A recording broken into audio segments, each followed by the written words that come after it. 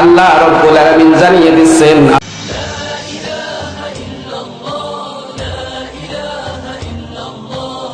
আমি ওহী নাযিল করলাম আনি তাখিদি মিনাল জিবানি বুয়ুতা।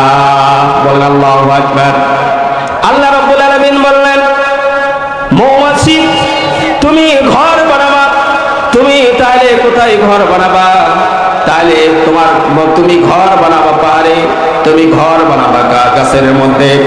আল্লাহ রাব্বুল আলামিন মৌমাছিকে ওহীজান করে জানিয়ে দিলেন, মৌমাছি তুমি তাহলে গাছের মধ্যে তুমি তোমার ঘর বানাবা। তুমি যেখানে মানুষের আঙ্গিনা আছে, ওই ভেন্টিলেটর আছে, ওইখানে তুমি তোমার ঘর বানাবা। হ্যাঁ মৌমাছি, তোমাকে আমি বলে দিলাম, যখন ওই মৌচাক থেকে যখন মধুগুলো বেড়ে যাবে, আমার গোলামরা খেয়ে যেন শিপা নিতে পারে। জোরে বলি সুবহানাল্লাহ। মৌমাছি আর মাছি উচ্চারণের দিক থেকে মিল থাকলেও আল্লাহ পাক মৌমাছিকে ডানা দিয়েছেন 4টা। জোরে বলেন কয়টা? 4টা। কথা বলতে হবে।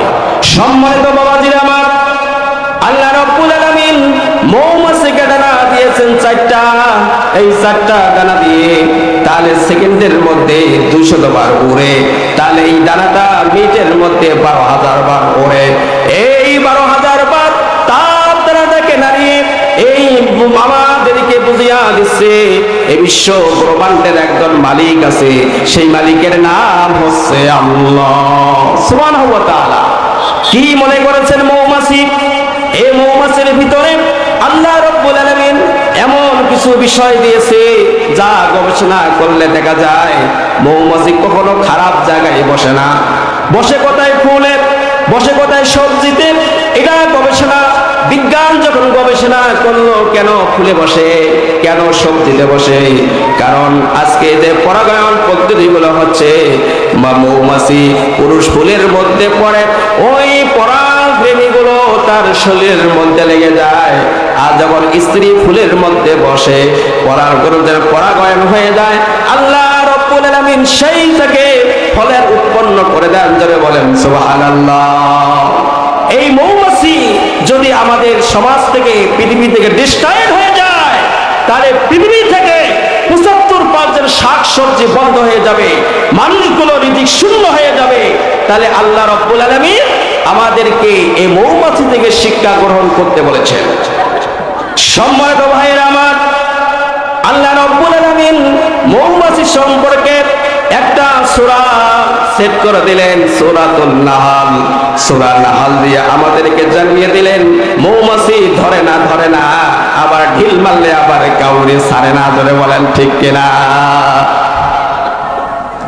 মৌমাছি যদি আপনি আঘাত করেন, তাহলে আল্লাহ রাব্বুল আলামিন আমাদেরকে বুঝিয়ে দিচ্ছেন, বান্দা তুমি মৌমাছি থেকে শিক্ষা গ্রহণ করো। মৌমাছি যেমন ধরে না, ঢিল মারলে আবার কাউরে ছাড়ে না। তাহলে আমরা হচ্ছে মুসলমান, যারা মুসলমান হচ্ছে মৌমাছির জাতি। কোন বেয়াদীন বেঈমান যদি মুসলমান থেকে আঘাত করে, মৌমাছির জাত যেমন এক হয়ে গিয়ে আক্রমণ করে, কাফেরদের চিহ্নকে বিচ্ছিন্ন করে দেয়। জোরে বলেন ঠিক কিনা? তাহলে মৌমাছি থেকে আল্লাহ রাব্বুল আলামিন আমাদেরকে এটা শিখিয়ে দিলেন। তারপরে আরো বলেছেন শিফাউল লিন-নাস, বান্দা তুমি মধু খাও, মধুর মধ্যে আমি অনেক শিফা রেখে দিয়েছি। তোরা বলেন সুবহানাল্লাহ। তাহলে মধু খাওয়ার দরকার আছে কি নাই? আজকে আমরা মধু খাই না, এই জন্য আমাদের সিজার কম লাগে না বেশি লাগে, এই জন্য মধু খাইতে হবে। আর এই মধুর ভিতরে আল্লাহ রাব্বুল আলামিন অসংখ্য শিফা দিয়েছেন। আল্লাহ রাসূল সাল্লাল্লাহু আলাইহি সাল্লামের খাদ্য তালিকায় মধু ছিল অন্যতম, দুধ ছিল অন্যতম, আর একটা শারিক নামক খাদ্য ছিল। আর জান্নাতের মধ্যে 2টা খাদ্য আল্লাহ রাব্বুল আলামিন দিয়েছেন। যারা বলেন সুবহানাল্লাহ।